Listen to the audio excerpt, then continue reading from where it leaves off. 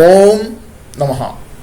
ప్రియ ప్రేక్షక మహాశయులకు ఆత్మబంధులకు నమఃస్మాంజలి.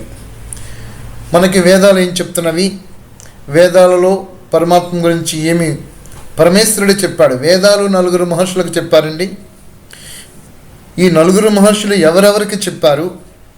ఏ వేదాలు చెప్పారు? వేదాలలో ఇవి ఉన్నవా?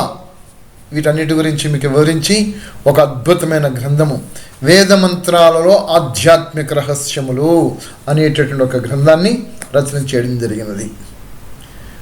అయితే వేదాలలో ఉండినటువంటి విధముగా చూస్తే పరమాత్మ లీలా మానుష శరీరాన్ని ధరించడా? వేదాలు ఏం చెప్పాయి? దాని వివరణ ఇందులో కనబడుతున్నది.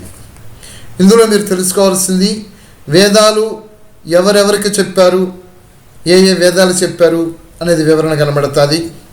అలాగనే వేదాల ద్వారా ఆవశ్యకత ఏమిటి, ఈ గ్రంథంలో ఏమి మీకు చెప్పడం జరిగినది అనేది మీకు వివరణ చెప్పడం ఇండెక్స్లో చూపించడం జరిగినది.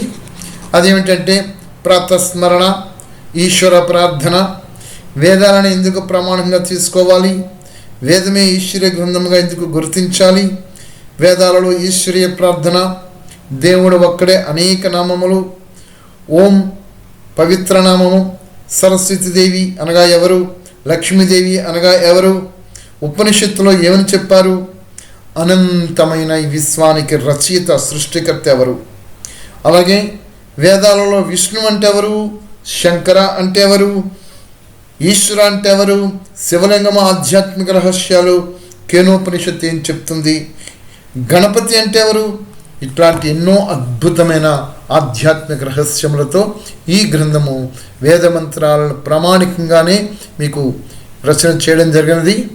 కాబట్టి ప్రతి ఒక్కరూ కూడా ఈ గ్రంథాన్ని కావాల్సినటువంటి వారు మాకు కాంటాక్ట్ చేయండి. మా ఫోన్ నెంబర్ 9989050934. మరొకసారి 9989050934. కొసమెరుపు. ఖురాన్లో అల్లాహ్, బైబిల్లో యెహోవా, వేదాలలో పరమాత్మ, ఈ ముగ్గురు ఒక్కరే అని చెప్తున్నారు. ఇది ఎంతవరకు సత్యము?